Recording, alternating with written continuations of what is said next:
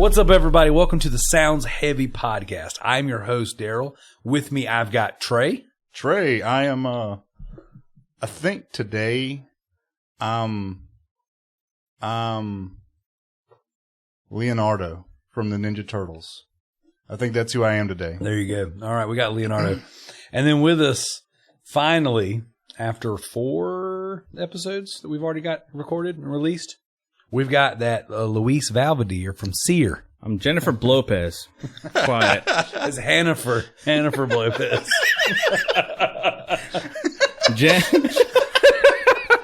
Hannah Gontana.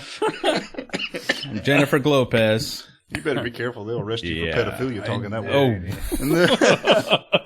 Yeah. Parting it up. About that. You're gonna get us. You're gonna get us canceled. I got a feeling we're gonna get canceled because of the minority on the show. There's just enough snowflake in the room right now. Hey, I bring it most of the time. All right, good. Okay, so here we are. Finally, the three of us getting to literally sit at a table together. COVID, as opposed to figuratively. Well, I mean, if you think about it, Dude, my daughter uses that word all the time, and she uses it like inappropriately or figuratively. Yeah, she'd be like, I took a drink of water, literally. Wasn't that a Mad TV sketch? I think so. It's like literally. I think it was. I got one that's been sticking with me a lot. I've been watching a lot of Kali Muscle videos. Oh man! And him and his buddies, right? And they're like doing all these stupid challenges, and they're like flooding my timeline with videos, right? But they got this one guy that every time they make fun of him, they're like, look at it. And they're like, I guess he's kind of like, instead of ums and stutters, he goes to start talking junk. He's like, look at it there. And so, like, I think it's really funny. And then I caught myself doing that. So I'm at the house and my kids are talking. I'm like, look at him. And they're like, what? I don't get it, Dad. What are you doing, Dad? All right, but yes, we are literally and figuratively. We're not even going to get a show out. Look at the podcast. But we're literally sitting at a table together, right? Hanging out. All right, we just did some studio stuff. I unfortunately didn't get to be here the whole time, but coming in and listening to where we're at with this new song, holy crap. It's figuratively so good. It's literally. That's going to be the theme on that one. It's literally. I mean, I like walked in there. I was like, look at it. Literally. It's a great song. But tonight. It's pretty heavy. I will say that. It sounds heavy. Sounds heavy. Yeah. It sounds heavy. Sounds. Mr. Valverde, it sounds very heavy. So. Jennifer Lopez, yeah. So hopefully tonight we will get through a conversation where we get to talk with you and about you about. Can I talk behind my back? You can talk behind your own back deal. if it's possible about SYR. I almost screwed it up trying to say it right. See, it's gonna be worse now. Like, I would have been fine if you hadn't corrected me about your Celtic Irish indie folk band SYR. SYR, yeah. And we're gonna talk about some Ninjaloot stuff just because. There is some crossover there. What you're doing and what you're bringing to that genre of music is very freaking cool. And, you know, you just played us some top secret demos, and Trey and I are sitting there listening to it. I'm like, you could literally... there it is. You could figuratively remove all the other instrumentation and just put some heavy guitars on top of your drums. Oh, yeah. And it's a whole nother ball game. Yeah, well, so... I don't know if this would insult your band or not, but like the entire time I was listening, I was like, Ninjaloot should cover SYR. Oh, I was thinking the same That's funny. I was thinking That's funny. And we actually... Well, the funny thing is... You wouldn't even have to record the drums. Exactly, that's one. Well, the funny thing is, you know how like rock bands and metal bands would have... like acoustic or what they call it, unplugged. Yes. I told Kyle, who's our vocalist, I was like, dude, we should do a plugged SYR. Like actually use electric guitars. And actually we did release a single last year called Legacy, and very faint in the back, there is some electric guitar. But that's one of our big no-nos. So in SYR, we kind of decided, and it started with Kyle, that we would pretty much never have electric guitars. Not that we don't like them, but So are you going for music that you can play on like the Titanic while it's sinking? Pretty much. Is that what's... Because that's basically my life. I am the Titanic. When someone says like Irish, Scottish folk music, I think of that scene in the movie Titanic with all they're slapping their legs. This is orchestra music. The part where he's drawing Rose? Yeah, I am Rose. I never saw that part. You close your eyes. You close your eyes. Oh, I closed my mama covered my eyes. My mom always said, Look at his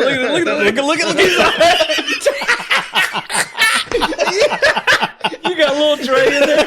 He's like, look at it. "Oh my god, Literally movies. Jeez, oh man, we'll never get through this." Oh my gosh. But yes, we usually play on sinking Titanics. But yeah, no, we just decided to not use electric guitars. Like I said, not because we hate them or anything. Racist. But yeah, Grace. What's wrong with electric, man? It's too much electronica. No, so yeah, but the thing is, so myself, Kelly, Vance from Vance Refrigeration. Actually, no, it's not. And Kyle, all three of us used to be in metal bands and played heavy music for, a long time. Back when we were just out of high school and into the quote unquote college years. And so we really love and appreciate this genre. And Kyle had, his background with Irish, Scottish music, and his parents, unbelievably awesome people. He wanted to kind of bring that in, and they did a first album, which I wasn't in, because I wasn't in the band at the time. And that kind of set us up to like kind of what we're doing now, like setting us up in old EPs of like, this is taking us to a next level, which is great. Then I joined the band about a year and a half or so after that first album. Then we went into the studio to record the second full-length album. And with that one, I was still new enough that I didn't even bring a double bass pedal because I hadn't even brought up like, hey, I can do some stuff like this, because I wasn't sure where we were going. And then when we started playing festivals and shows and stuff like that, I would bring it because I was like, well, I want to try it. And Kyle was like, yeah, I'm totally cool with like figuring stuff out. And the rest of the band was like, hey, if anything, we'll just say no, but most likely we'll keep it. And we just kept playing with it. And this third album came through as we're still actually next week, this upcoming week, actually. As we were writing it, Kyle actually already had that in his mind of, I want to bring our favorite genre and bring it into this new one, which is, bringing heavy music into like an Irish folk kind of sound. And yeah, you can absolutely take my drum tracks and just 100%. Add electric guitars to them, turn up the crunch to 20,000, and and you almost wouldn't miss a beat, literally. And that's a drummer joke. And a literally. Oh god! I bet we could start a count, like a literal counter. We could literally start a counter. But yeah, so it just kind of kicked into like taking up to that next level and like really finding our sound, which is that, because I still listen to a lot of metal, a lot of heavy rock music. Nickelback is number one. Number two. Yes. But yeah, we just wanted to kind of like make us sound different without like stepping that boundary of like, okay, now we're too heavy for some of these festivals and we're not going to play them. And, it's kind of funny because we actually don't fit in any genre. Like we can't figure out where we are. Like, are we heavy? Are we rock? Well, no, you're playing acoustic guitars. It's not rock.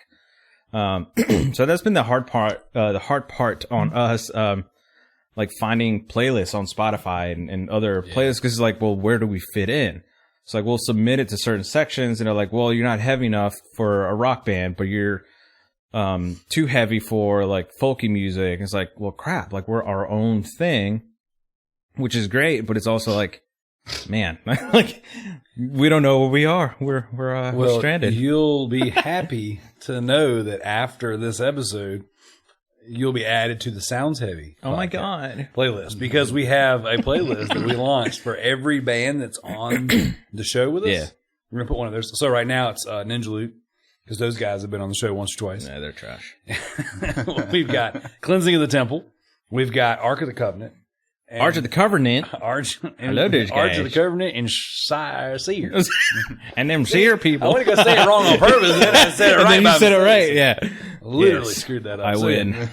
But yeah, so basically what we're going to do is every time a band comes on the show, we're going to put one of their songs in the Sounds Heavy. That's awesome. Playlist. Yeah. Well, you mentioned live shows a minute ago, man. I actually think you guys sound heavier live. But that's because there's a presence that the Irish music and just, I mean, like all of y'all bring to the stage that it gives it a different feel, right? Because like listening to that style of music is not necessarily, like, I don't listen to that style of music.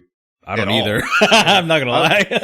I've listened to SYR, you know, but beyond that, it's never really been my thing unless it's in a movie or something, and then you know, get you kind of hyped. It's in Titanic. It got me hyped. No, but no, I mean, like there's never let go, Jack.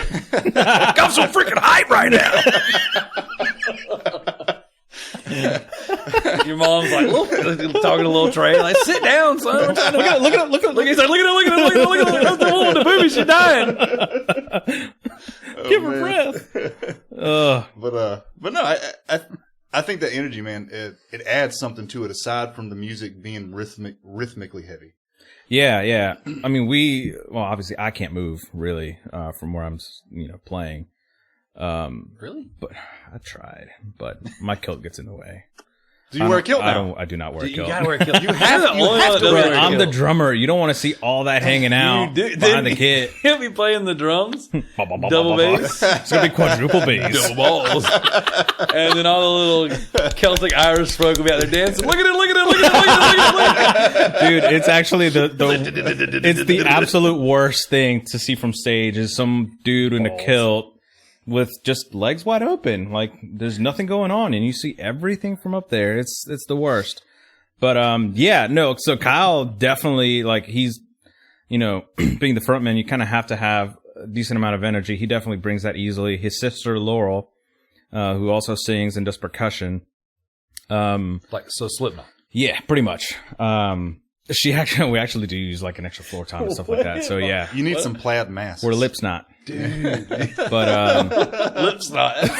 That's good. That's really good. That's really gross. So actually. she brings a lot of that too.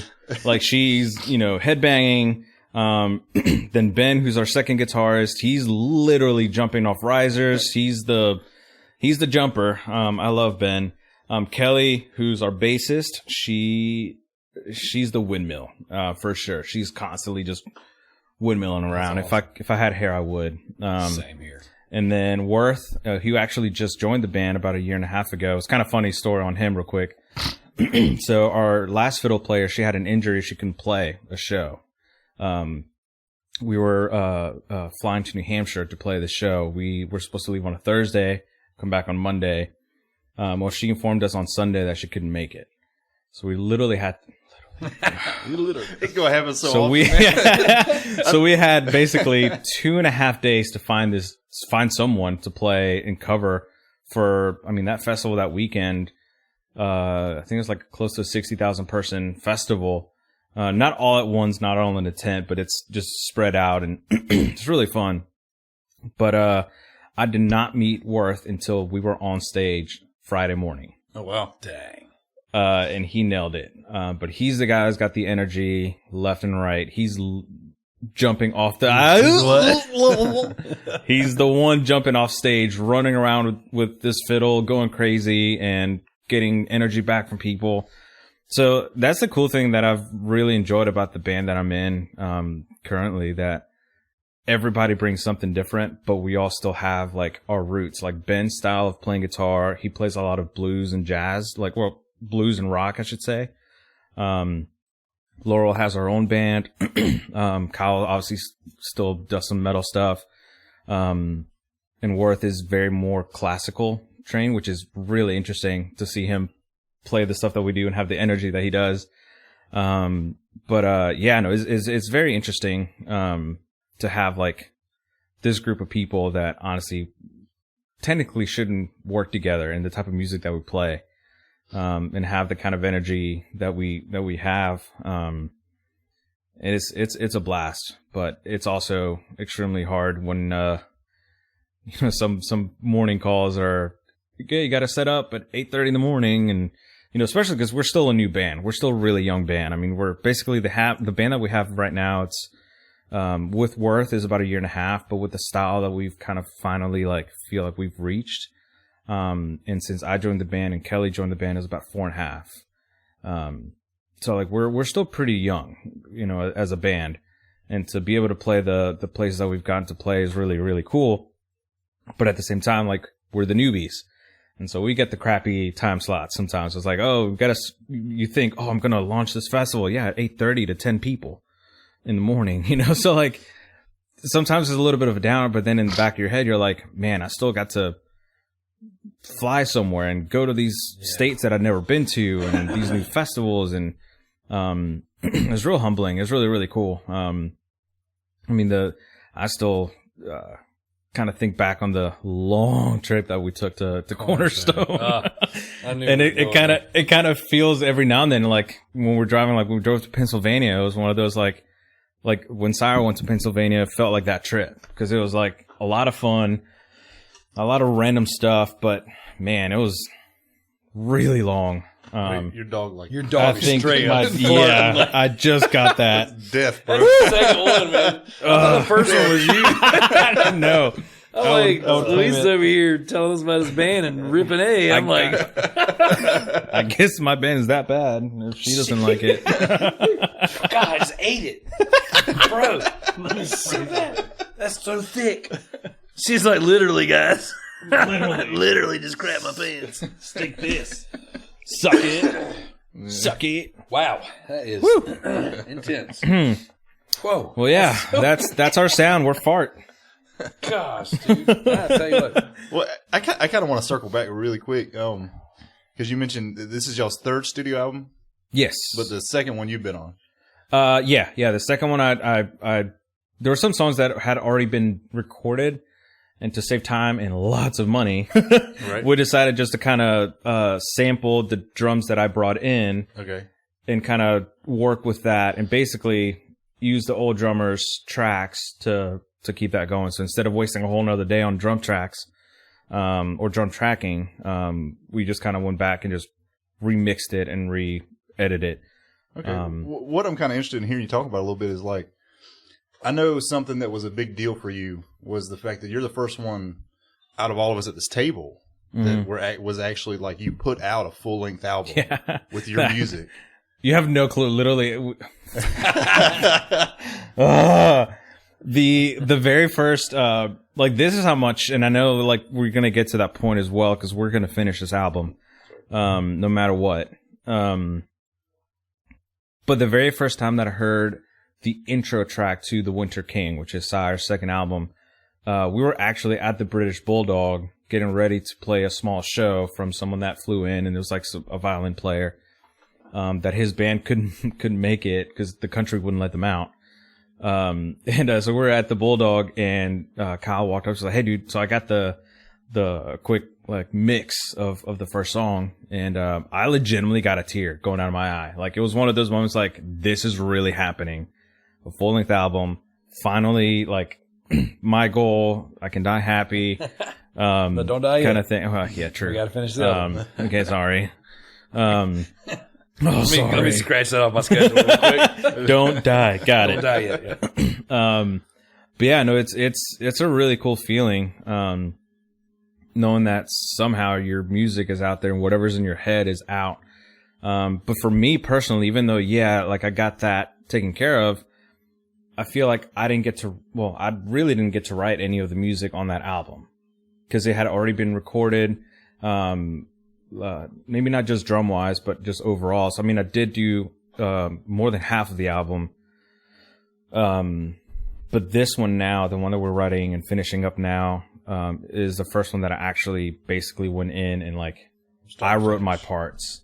Like Kyle he sends a lot of MIDI tracks, or MIDI drum tracks and stuff like that, so I can get an idea of what he's trying to get to. But then he lets me like, hey, do your thing, like whatever you want to do. So this is the first album that I've actually gotten to do that, where I get those tracks and I basically kind of come up with parts, or will this fit, things like that. So this is actually my first real album, in my opinion. Heck yeah. So I'm getting to do that now, but it's like the same, even though like Ninjaloot stuff, yeah, we'll be writing new stuff. But we're kind of pre-recording some stuff or re-recording some stuff. It still feels that way too, because like there were things that I did on the last EP that we ever recorded that I'm like, I kind of want to change a couple of things here and add things here. We just did that tonight, actually, doing vocals.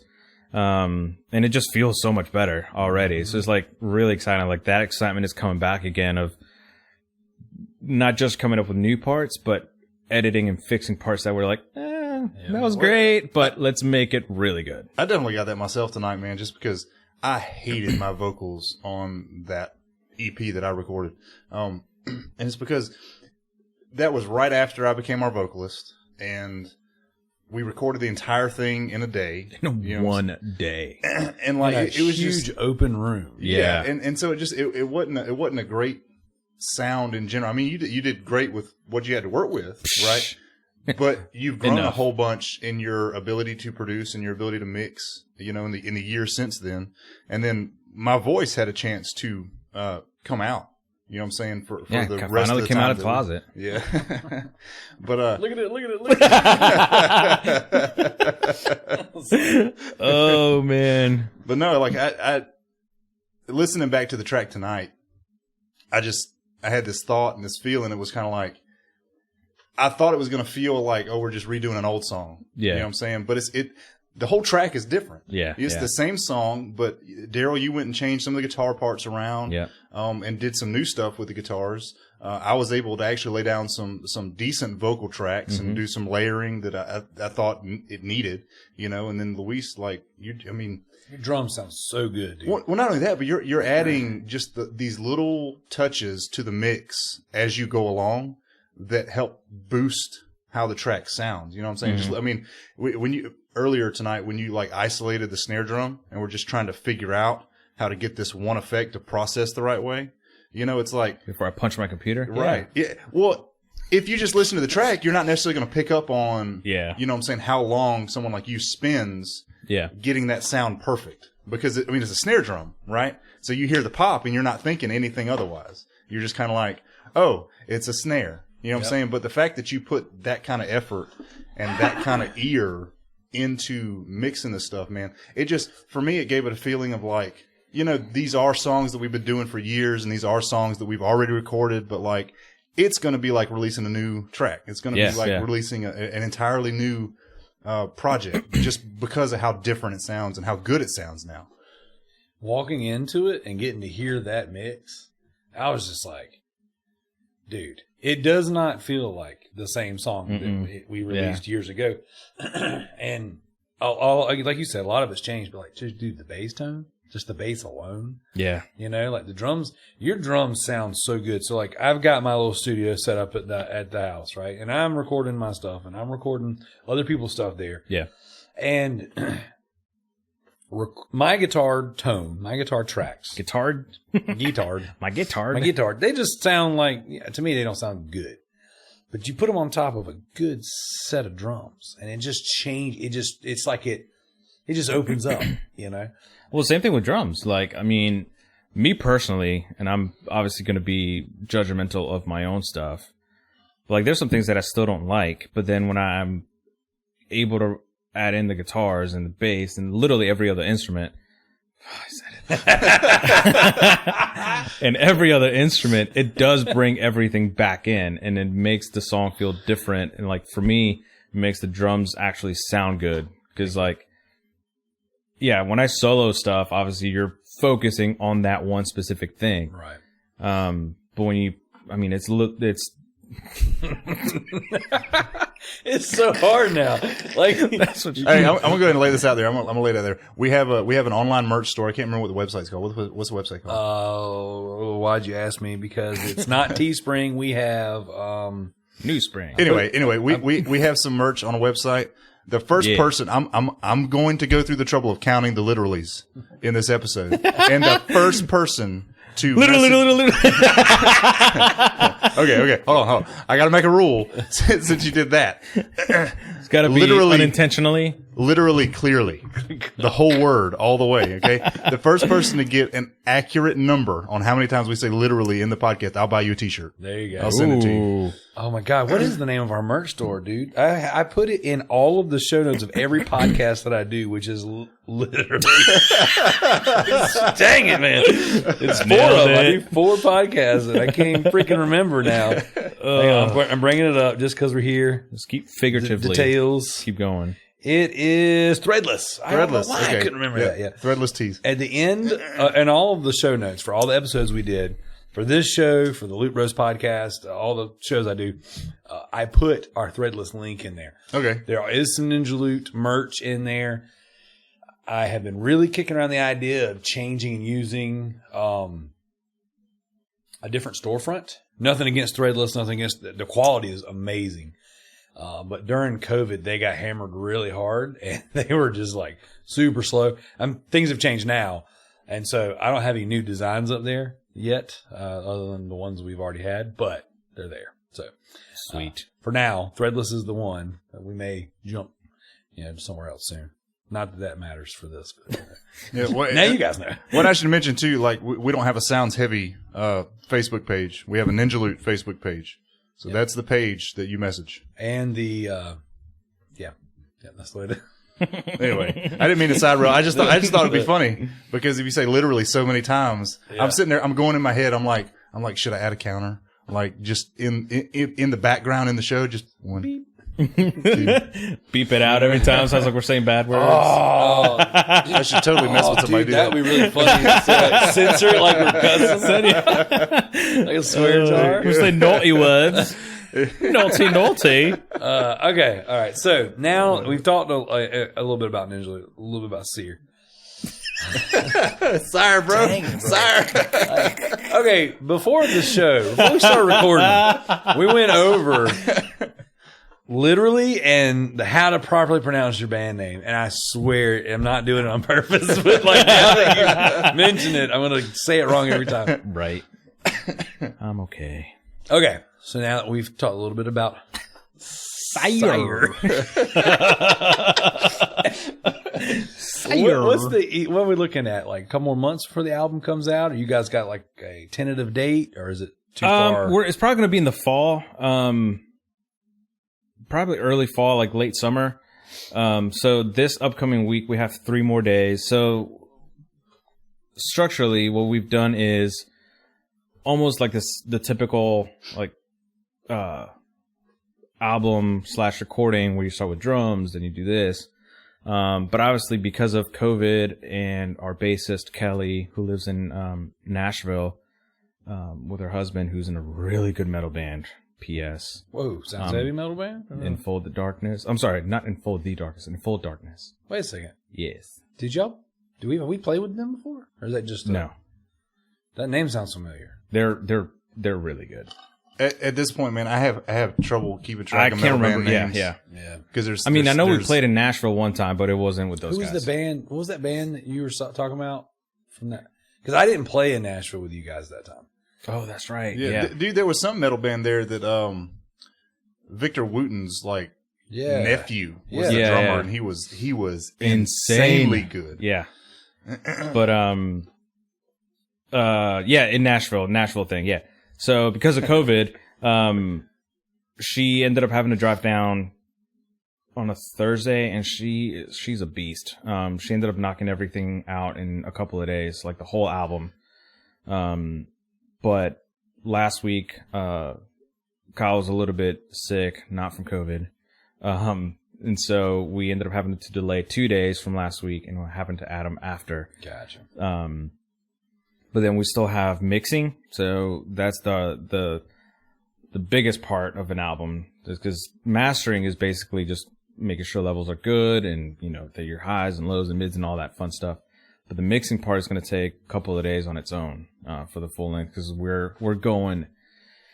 we threw everything at it this time. As I've mentioned to you two before, but we went to the studio at USC here in Columbia to record like big drums, like the Japanese, I think they're pronounced Taika drums. But if you listen to films or like in trailers, we hear like dun, dun, dun, dun, dun, stuff like that. Like those drums, we recorded a bunch of random stuff. My Children, My Bride put some of that in one of their later albums. So we wanted to go all out. Like we kind of felt like if we don't do this now, we're probably not going to get it done. So we wanted to have at least one like album that we went ham with. And so we're taking a little bit of more time than we normally would, but at the same time we feel like it's worth it. It's kind of like almost like we're kind of doing with Ninjaloot, like with some of the songs now. Most of that is on my end. My job is actually kind of hectic from time to time, where actually I was telling you guys like the past 2 days I've left at like 4:45 or wake up at 4:45 in the morning, leave by 6, and then work basically 12-hour days, and then come back. And by the time I'm either super tired or I don't want to play drums because my neighbors, which they've been really, really cool. They're totally fine. But I've set myself a time limit of after 8 o'clock, I don't play. So it's been a little slow on my end. And there's some days where honestly, I mean, it's just like, I don't want to play. Like I'm just not there mentally, physically. So it's really hard because I want to finish this and I want to get it done.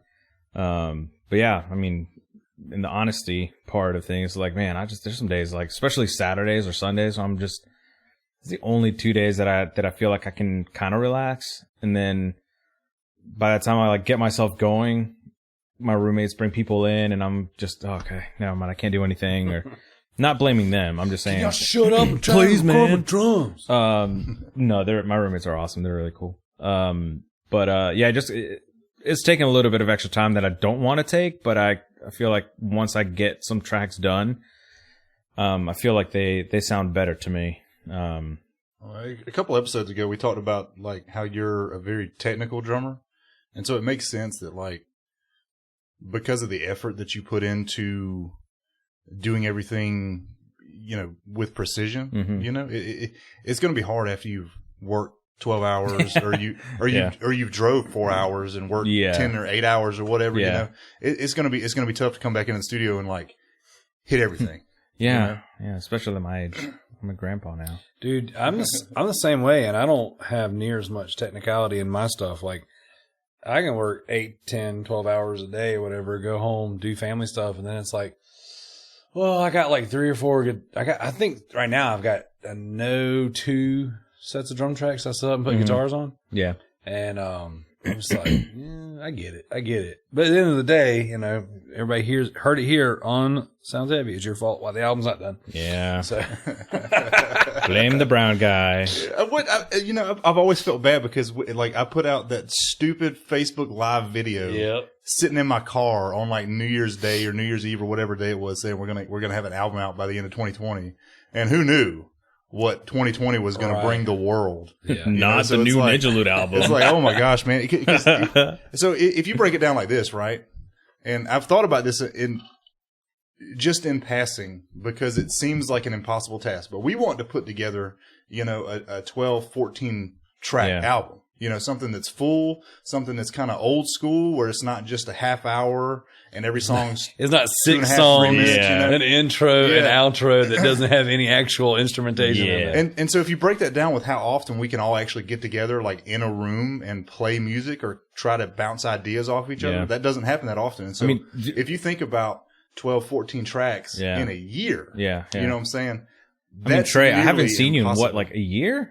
No, it hasn't been quite a year. It's almost. It's been a little bit because it was when we recorded, when we did vocals for the Respect issue.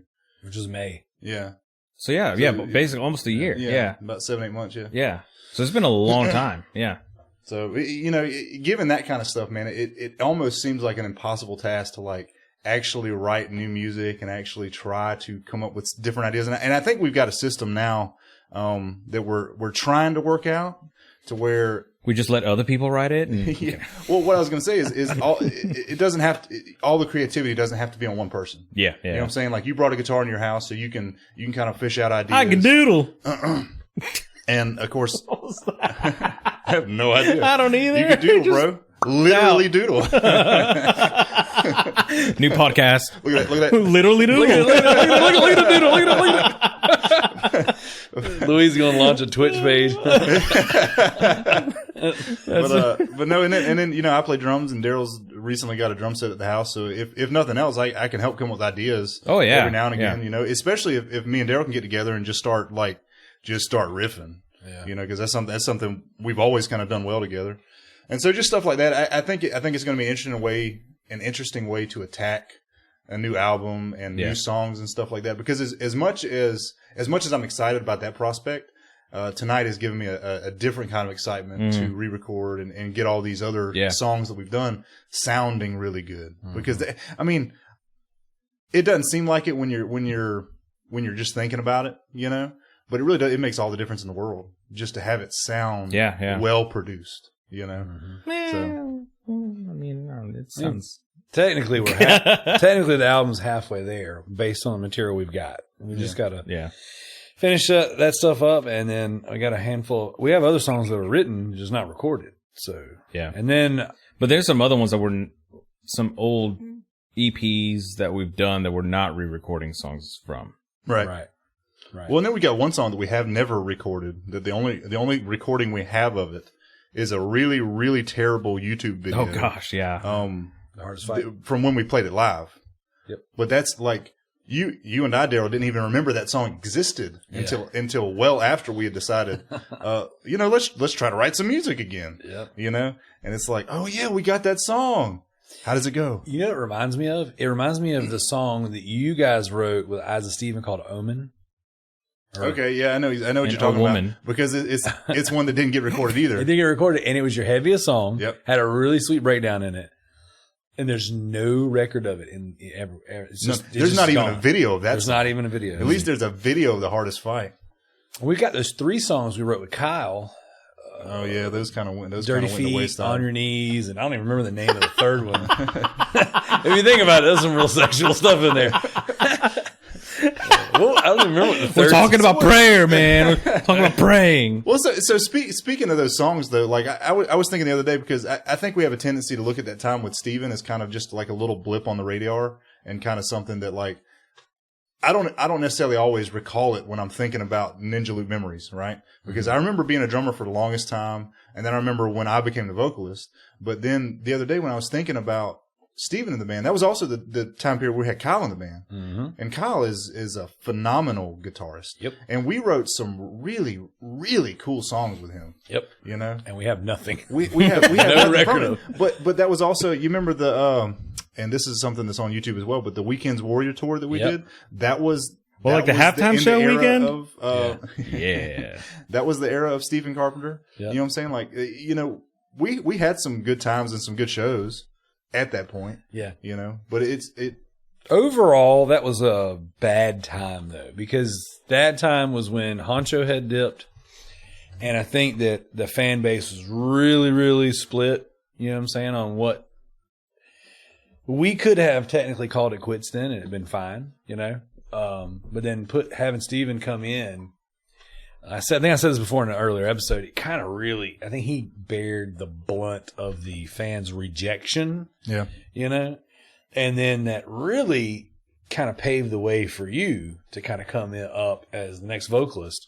Also, the scene was changing. The times were changing. Oh, yeah. The industry at large was changing. We got to play with some really great bands. I mean, we got to play with Spoken when Steven was with us. Yep. But then again, it was kind of like people did not like him as our vocalist. You know, and, you know, I think some of our worst performances were with him as well. I think we were not as tight, you know. And I don't, you know, not putting blame on anybody, but I think that something that Daniel had said when we talked with him about, you know, with the Ark of the Covenant, you know, interview, was talking about how just practicing your music and being tight. And that was something that we had prided ourselves on for years and years and years, that like we were a tight band.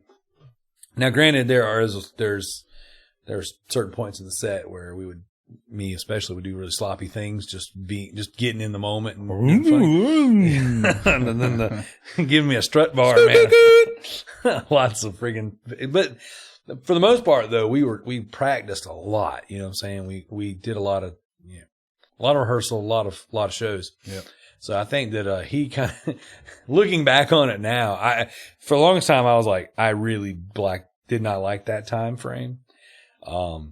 I didn't like getting off stage and feeling like we had a less than stellar performance, you know.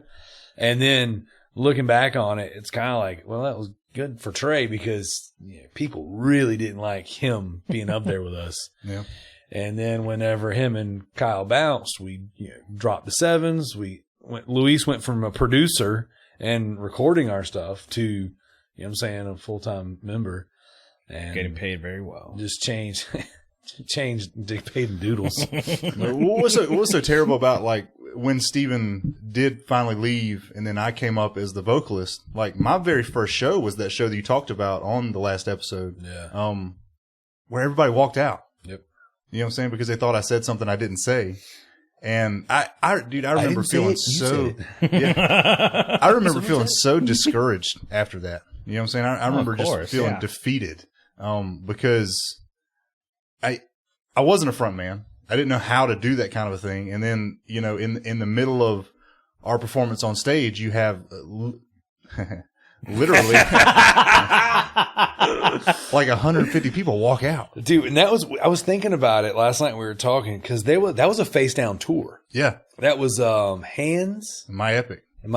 Yeah. I forgot about that show. Mm-hmm. So our first show back, changing a lot of what we did, was a face down tour. Yep. So it's kind of, I didn't think about it at the time. It's kind of embarrassing actually. Yeah. Oh yeah. Because we were, so like. Well, that was the night Luis almost quit too. Yeah. I remember. That was a rough night.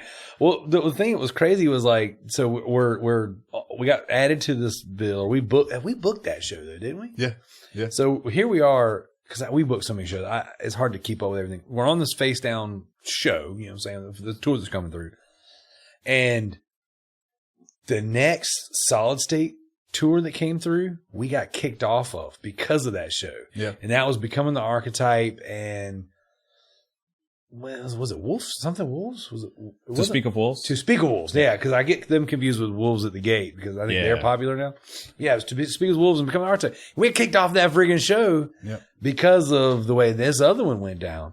And that was like... I mean, I think for me the redeeming part was playing with My Children, My Bride. Yeah. Yeah.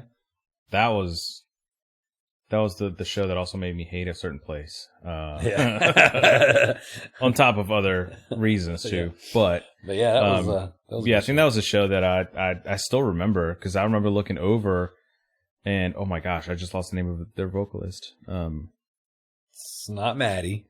No. I don't remember his name either. It's been a long time. Yeah, I have no idea. I feel terrible. I have no idea. Matthew. Yes. Yeah, Matthew. I knew it started with an M. Yeah. I remember, and I think you also pointed it out, but I remember looking to my left at the time. Yeah. And seeing him like standing there listening and watching us play. I was like, man, this dude that I truly admire. They were hot then too, man. Yeah. My Children, My Bride was smoking hot back then. And that show was really, really cool. And it was amazing getting paid $1.50, $2 per person. So the best part about that show was we're backstage, right? And you got My Children, My Bride guys are backstage, meaning the bathrooms, but yes, basically. No, we're backstage, which is outside. Yeah. So then My Children, My Bride guys are there, and the drummer is in the trailer warming up. Our light guy, Tanner. Our light switch flipping guy. We're talking, right? And I'm backstage talking with some of the other bands and talking with everybody. And so Tanner's like, we had just got through our set. We moved our gear. I forget the other band that was with them touring. I thought it was just them because we went right before My Children, My Bride. There was someone in between. There was somebody else. Invoking the Abstract. So they opened for us. Yeah. Okay. Either way, we're back there talking with them. So I guess My Children, My Bride's the one's getting ready to go up. Tanner goes, all right, man, I'm out. And I was like, where are you going, man? I was like, My Children, My Bride's playing. He goes, dude, they freaking suck. I'm leaving. And the drummer was sitting right there. I was like, bro, like, the least you could do is hang out, man. I was like, you got in the show for free. You didn't have to pay anything. He goes, they're not even worth watching for free. Oh, man. Oh, my God. No. And I was like, he was, a lot of that was because Frosty loved My Children, My Bride. Like, had the biggest man crush on those dudes. And so, like, he would say they suck just to get under his skin. And then it kind of stuck in his head? Yeah, but Frosty wasn't part of that conversation. And the dude was right there. Oh, my God. I was like, oh, dude, that's terrible. Which I didn't know that he was there until Tanner left, and then the dude came out. I was like, oh, my bad, dude. And then I need but they were great. Getting to play with them a few times was awesome. Well, you just made me realize we played with them twice because we played that other show with them at the Oasis with on Penny James Doom Island. and like that was an insane show. Which is probably the show we talk about the most. Well, that was the show where the bar broke. Yeah, that was the show where they riot. Literally shut down My Children, My Bride. They cut the PA my gosh, that was insane. There. So they were touring, and they were touring their EP. Okay. Circle the Sky was kind of their jam. That was their song. So there was some kind of skirmish going on with the bar. So the way this bar was laid out, it was like in a giant like L shape. Mm-hmm. So you had like all of your James Island rednecks and, you know what I'm saying, your bar types there. And then they had this big open area where this essentially deathcore festival was happening because it was a bunch of deathcore bands, us, and My Children, My Bride, you know. And so we got on there and played, and we had what I think was we had a really good set, but the crowd was already fighting. Like, people were there fighting, throwing punches. My brother actually got into it with you. And I kind of stirred it up, if I backtrack just a second. So, like, this is kind of when the push pits were getting phased out and the throwing down was getting brought in. Yep. And I was still on one of my little, like, holier than thou high horses about how, like, throwing your fist in the air is real stupid. Back in my day, we push pit. Back in my day. Right. So these guys are like, there's so many freaking people here, right? They open the pit and like one dude jumps in the middle, throws down, and then dives into the crowd. And then another guy does it. And it was like aggravating me. I'm like, guys, there's some great breakdowns and stuff. Let's just push and punch, like let's do it all at the same time. So these dudes were being whatever. And so I thought it was a really good idea to jump in the pit with bottles of water, throw down, slinging water all over everybody, and then like DX crotch chop them. And dude, the crowd was livid with me. Oh my God. But no one did anything to me. No one even, they're like, well, whatever. Yeah, for those of you that can't see Darrell is a beast of a man. He's a big guy. And so, like, I get on stage, right, and solid we're playing. 37 pounds. Yeah. 337 pounds. So I get on stage and we're playing, and dude, like, the crowd is like taking pot shots at my brother, right? And who was a big boy at the time too. Like, he is not big anymore, but he was a 300 pounder then, And so, like, these guys are like throwing down, and then they're like donkey kicking him, and they're throwing themselves into him. And he's just kind of like pushing them over, you know what I'm saying? Like, here comes a foot, and he just kind of like waves it over. There's some footage of it on YouTube, but you can't tell what he's doing. But you can see there's a point where I stop and I point at the crowd, and I'm like yelling at him in the middle of our song. Actually, Mike had stopped a little bit and was like, dude, if you guys don't stop, we're going to stop playing. Because fights were breaking out and people were getting nasty. So there's a point where my brother walks through the crowd and just kind of all slow motion Terminator like, and people don't hit him, but like they're getting close to it. So the crowd was already hostile, and I had kind of elevated that a little bit. And then during our set, we really started to see it. So after us, it was Impending Doom, Whitechapel played. Whitechapel, and then My Children, My Bride. During My Children, My Bride headlining. Yes, and so Impending Doom set, or was it Whitechapel set? A fight broke out. Like, it had gotten kind of nasty. Yep. The bands had stopped and said, look, you guys have got to stop this, because these weren't like 2 and 3 man fights. These are like 5 and 10 dude fights. Like, yeah, well, there was some rednecks sitting over like on the bar, right next to the big pit, and dude just got tired of getting hit. Like the dude sitting down drinking got tired of getting like shoved over a little bit, you know? And so he took a swing at one of the kids and all of a sudden he's got 60 people running at him. You know what I'm saying? It was big. The bar broke. Like literally. the bar broke. You know what I'm saying? Like it came apart. Yeah. And so somewhere, okay, so My Children, My Bride is on, right? And they're just killing it, dude. And somewhere there was an exchange between the vocalist and the bartender. And I guess like the kids were trying to buy merch. Because of the divide in atmosphere, the bartender wouldn't let the kids use the ATM they had there and all this stuff. Yep. So he gets on the PA and talks junk to the bar. So they kill the PA. So he is hitting the thing, the band's playing, right? And then he does his fingers in the air like a big circle and they start playing Circle the Sky. Oh, man. And when they get to that breakdown where it's like, dude, the freaking venue just flipped and just I mean, when we say like 30, 40 people were fighting, like it was just like, it went from a pit to a riot. It was terrible. It was so bad. I mean, like we're on the back at one of the merch tables and like, I think Jen was standing on the merch table just watching. Me and my wife were back there and we're just like, bro. I mean, maybe it wasn't. Yeah, my wife was at that. No, my wife wasn't at this one. I can't remember. Yeah, I don't think any of our wives were on this tour. But either way, that one was just like, I mean, and then the fight carried out the building, and then people went in the parking lot and started fighting. And then Trey and I heard these kids run by and say this, and it was like the wildest thing where they said something about the Charleston kids were there to fight the Myrtle Beach kids were there to fight the Greenville kids. Yeah. And it was like they all met up at James Island. Oh, no. And it was like gangs. Yeah, it really was. Like, not like I was never involved in any of that, but I knew that the three groups. Yes, and that's what they did. And they went there to fight, and I mean, it shut the whole place down. But they tore that venue to pieces. That night. I don't know. That is the show we talk about the most, just because it was such a crazy night, man. It was so weird. Yeah, I mean, and we had like. That wasn't the biggest show we ever played because by then we had already played with Flyleaf and the Chariot and we played with We Came as Romans. Like we had already had like big shows before that, but that one goes down to me as like the most memorable because of the bands we were playing with, the heat that night, man, that like the temperature. And I don't mean the literal temperature. I mean the figurative temperature it was hot in that room. And people were just, and then there was that one band that opened up, and this one kid said, so he said something nasty to the crowd.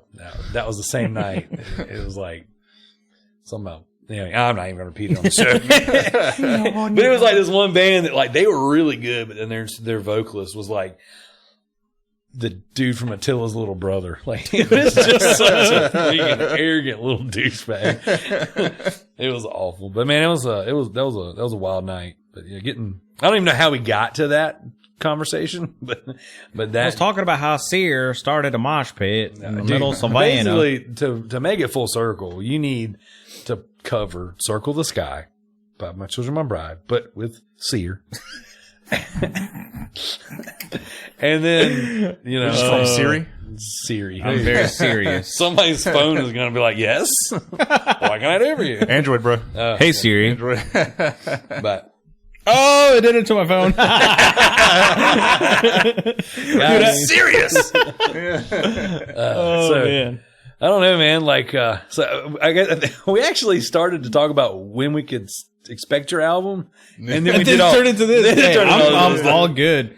No, yeah, yeah. Basically, the fall. I think we still have about another week's worth of recording, some vocals, a couple of instruments. So like the big thing is like we actually have a lot of real Irish instruments that we're using. Like we have an Irish flute player that came in and did some parts, and the Yaz flute.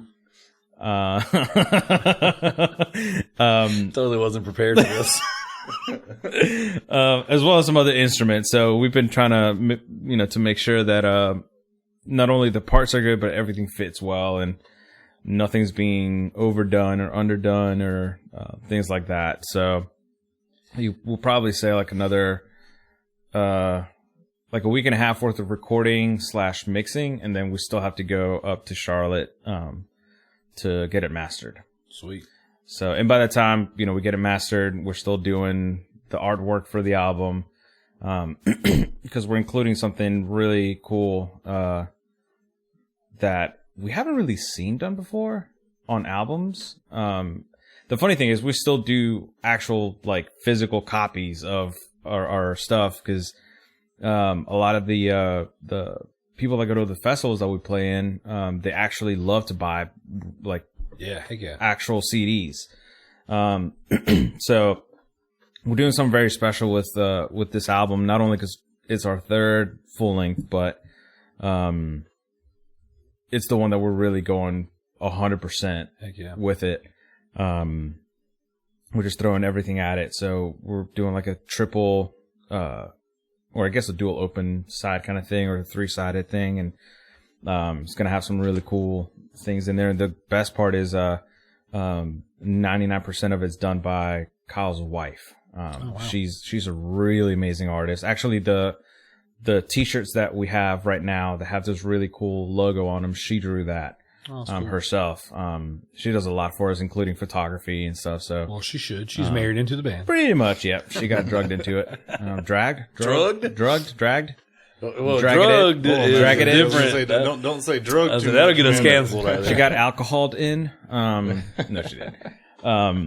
But yeah, no, she's really good. She got roofied. Oh, she's married to Bill Cosby. She's got a roof over her head, because her husband. There's the cancel. Oh gosh, that's the one. There it goes. Is this rags? I can't even do it right now. Oh, did you get drugged? But yes, yeah. So we're going full ham with this one. Sweet.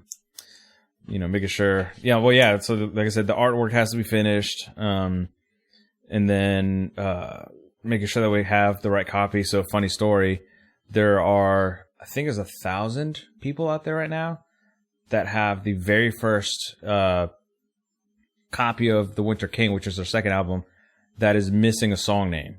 Because for some reason, it got sent out, and there's 11 songs, but only 10 songs named on the actual album. We have to fix that later.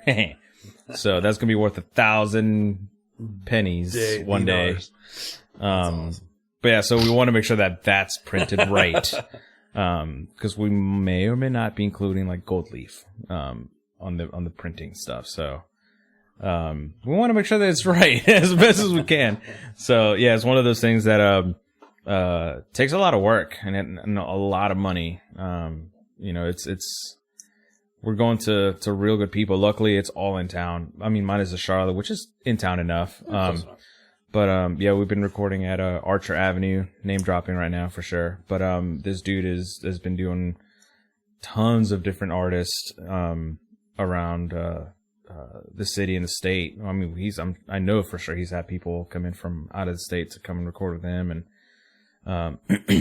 it's 100% worth it. But at the same time, like, he's a perfectionist, and I think that's where I kind of started seeing myself, like, especially, like, you were just talking to Trey, and now I'm like, well, I think we need to do this and this and that. I'm like, that sounds just like Kenny, and I'm okay with it, because he's really cool, and he knows what he's talking about, so I want to sound like I know what I'm talking about. But yeah, so it takes a long time. I mean, technically, we've been writing this album for almost 2 years. We have never played any of the songs on there live. Actually, funny enough, at the same time, we've been writing parts and stuff like that. There's a drum part that I haven't showed you guys, and I'll wait until the album comes out. Oh, that made me wait. That I actually wrote, like, as of today, technically almost a year and a half, just over a year and a half, and we're just now getting to it, kind of thing. So there's some parts on there drum parts that I put in, that I came up with a long time ago. And honestly, that drum part could be either a Ninjaloot part or a SYR part. Like, it's really funny how it worked. But the same idea, like, trying to bring that heaviness in while still keeping it simple to make our sound be us. So I've got an idea, and I want to pitch it right here on the show. No. Take a snippet of one of your SYR drum tracks that you think would work both ways, and send it to me. Let me just go just the drums. Go in blind, yeah, and I'll write to it, and then we'll just see what it sounds like, and then you know. I mean, I showed you guys one of the samples. That's literally just a straight run. Yeah, that's awesome. Yeah, you know, you can be doing double duty. It's like you can submit all those tracks to SYR. Oh, this is on the SYR. On the album, and then you could be like, "Hey, nothing to see here. Send them over here. Look at this, new songs, all done. Wow. Two albums at the same time, dude. That'll be maybe." There's some that definitely would never fit with anything we've done or will do. Tell the truth, you don't want to sell the good stuff to Ninjaloot. Oh, it has nothing to do with that. I promise you. One of them, I told the guys like I wouldn't be surprised if somehow I made it to like some country like chart or something, because it's really good. It's a good song. But we do. I mean, it's still using 100. I mean, maybe outside of our intro to the album. That's all like MIDI and like sounds and stuff. It sounds really epic. Kyle comes up with some of these insane sounds that blow my mind.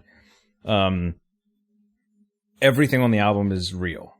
So we did a song that's got like clapping, basically almost all the way through, almost like a country sound, like boom, boom, stuff like that. Those are 100% real claps. Like it's not MIDI. The bass drum part for that song is me hitting a bass drum, like a huge bass drum with a mallet. Then we did shakers that are real. Like nothing in this album, maybe minus like 1% worth of instruments, quote unquote, are everything else is real. So like that's the one thing that I'm really proud of, that we didn't have to rely on like, you know, MIDI and just the stuff you played for us earlier has such a big sound. Mm-hmm. Yeah. Like it's insane, because nowadays most everything is done MIDI. Yeah. And it's like, you know, you get used to it. You know what I'm saying? Like, it's just what we've been. And then it feels weird when it's real. Like, right. Oh, that sounds fake. No, it doesn't sound fake, but it's fit. What? Yeah. But yeah, no, we wanted to go, like I said, we wanted to go all out with this one. And so, we went to USC studio downtown at the School of Music. And they were super, super cool with us. They let us have the place for almost 4 hours. So we recorded everything, even though, I mean, we're recording a gong that I know we're not going to put in the album. We're like, let's just get the sample. I mean, you never know. So technically, even if we use a sample, it's a real sample. So if the gong ends up in the Ninjaloot album, you know where it came from. It's like right before a breakdown. Very possibly. But yeah, no, everything that we did is 100% real. Like I said, minus a couple of things that are that can't really be done in real life. Just there's some like oohs and some synthy sounds, but they're super low in the background, just to kind of add, but not really be the primary instrument. So yeah, it's one of those things that we're excited, but yeah, it just takes a long time. I mean, as you can tell by this amazing album that Ninjaloot's writing, it's taken a long time. This album is currently 9 years old, something like that. We actually made the promise to write an album at your last show. Mm-hmm. So, yep. Which was wild. We were going back to Ninjaloot. We were talking with Daniel from Ark of the Covenant, mm-hmm. and I was like, "Wait a minute, we played with them at the show I announced I was stepping out of the band, mm-hmm. you know?" And then, like, shortly after, you guys called it. So then we played with them again as we were like, all right, for real this time. We're really going to do it. So, because it was wild how they came back and forth on tour in that couple months where we, you know, were like, we're going to fulfill all the dates we already committed to. And so it was wild. But yeah, like, we've been talking about this album for 8 or 9. I think we're getting close to 9 years. Yeah, it's been a long time. So if we do it, if we finish it this year's 15 years of Ninjaloot. Like this July will be 15 years of Ninjaloot. Dang, and we haven't wrote an album yet. Now I was going back through because I did some like EP streams, like long plays on our YouTube channel, and because we started a new YouTube. We never really took advantage of YouTube. All the years that we were a band, we never. So it was one of those things like you never know what kind of a website it's going to become. Right. Well, none of us were good social media people. We really sucked bad at that. But like, so now here we are, almost 15 years in the making. We didn't have a YouTube channel until just a few months ago. So I put a YouTube channel together, and I just started ripping, songs with a graphic on there, so people can go listen to it if they don't have the streaming platforms that we're a part of. And then I was like, well, it kills me not to re-release all of the old stuff because it could be there. But I don't like the way it sounds. You know what I'm saying? There's blemishes in there and there's overall production quality. But I was like, but we don't really have a place for it. So I did like full EP streams and then put them on as YouTube videos online. And, I was kind of just trying to put all that stuff together. And when I did it, I did the, like what I've called the Stronger Than This EP, which is our first EP. We didn't give it a name. It was just like a self-titled EP or whatever.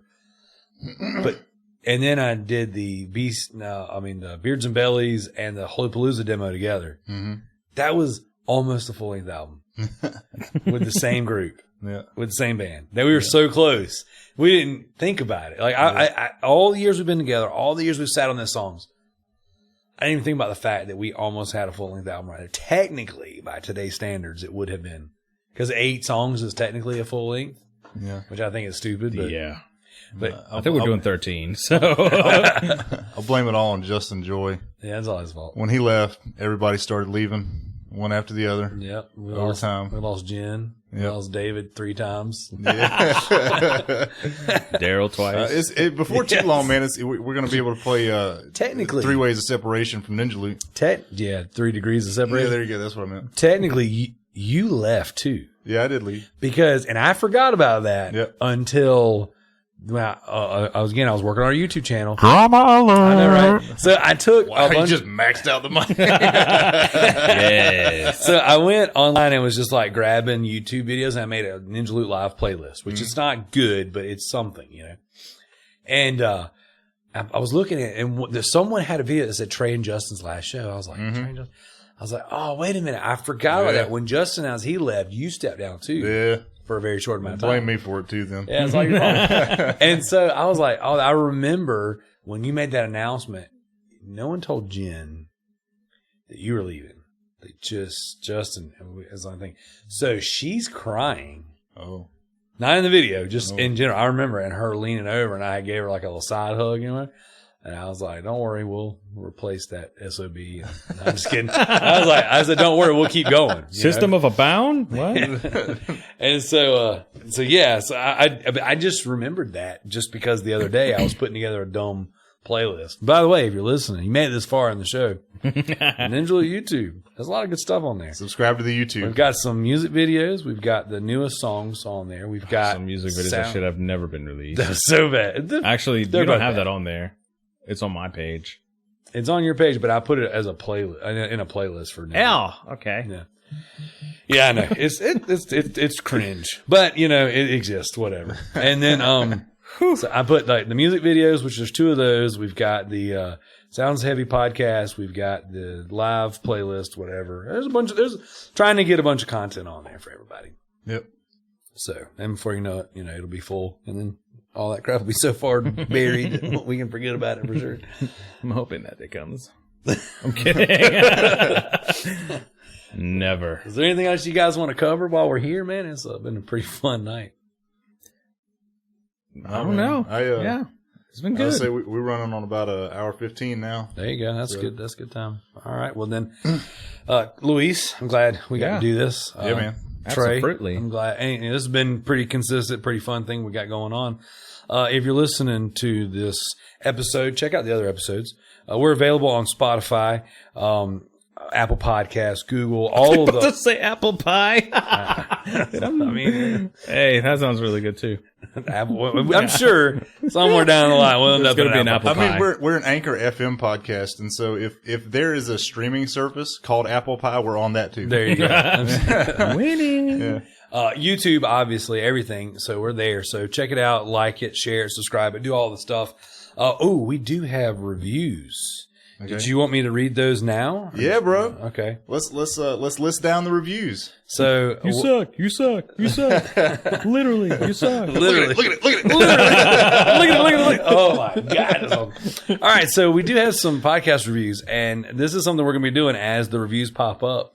We'll read them out on the show from time to time. So from Bugs 864293. 369. I think that's a Yin Yang Twins. Yeah. So many numbers.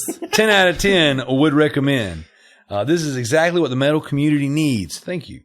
These awesome dudes provide insight and behind the scenes for metal music that gives listeners a chance to understand what it's really about. A chance to hear from the bands allows listeners to somewhat engage with who they're listening to obtain a greater appreciation for the music and the art that is, quotes, metal. So thanks, Bugs. That was freaking sick. Yep. From Daddy Long Guttural. Oh, that's me. Oh, wait, no. It says, fresh, entertaining, and heavy. You won't have any issues staying plugged in with this podcast. Both of these guys, and Luis, have awesome personalities, stories, and guests.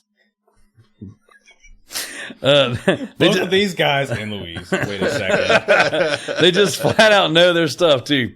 I would recommend this podcast to anyone who has a love for heavy music and knowledge/stories surrounding it. Stay heavy. Yes, Daddy Long Guttural. What a cool freaking name. Gutturals. Command Player. Great show. Darrell and Trey are good people with a great show. And Luis. I'm totally great, man. Totally. Totes. Yeah. All right. And then the last one is from Stock Attorney. He has a 5-star rating and says, really cool stuff here. These guys are really helping the metal community grow with the horns. So, heck yeah. I give all those reviews 10 headbangs out of 10. There you go. That's good. That's awesome, man. Because Trey and I were just talking. You know, we technically only watched. Read the bad ones. Don't read just the good.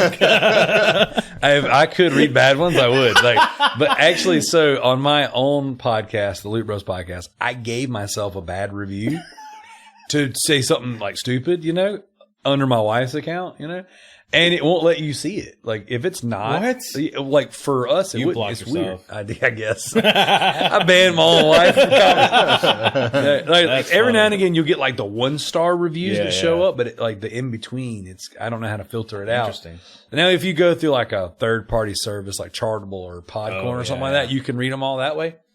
One of the reviews we got with the other podcasts I do, it was like, the title was, I came for the game stuff and I stayed for the butt stuff. 5-star review. Oh, 5-star response. Yeah. That was amazing. So basically what I'm saying is, sounds heavy audience. You got to step up your review game. Yeah. But yeah, definitely. So like I said, check us out. In the show notes, we're going to have links to all Luis's stuff, to the SYR stuff. We're going to have links to all the Ninjaloot stuff that, we do, all that good stuff. The merch page, all of the things, all our socials. And so I think that's it, man. Yeah, and one of those links that I'm going to give your OnlyFans? To Darrell is going to be, so SYR, we released a single because it's technically been like 4 years now since we released the last album, and we're like, it's kind of time to put something out to make sure people know that we're still here. So we released our single called Legacy. So that's a small hint of where we're headed musically. Because that definitely starts, and you can actually, if you want to play it. Yeah, we'll put it in. We'll put it at the end of the show. It actually starts pretty heavy. So it's kind of fun. So you're saying it's a fun twist. Sounds heavy?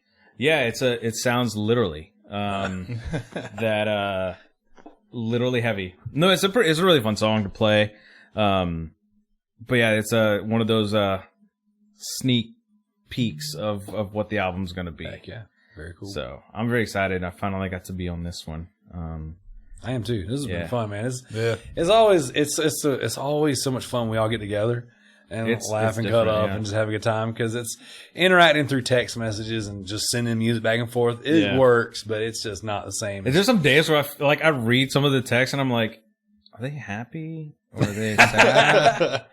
Are they excited about this song? A lot of times I try to do information dumps. I try to just send you stuff. Yeah.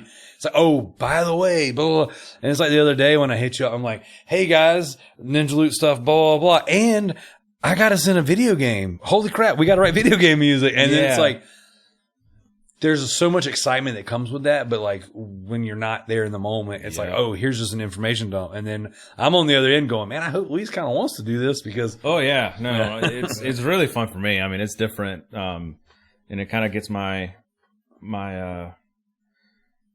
gears going in my head. Your juices flowing? Yes.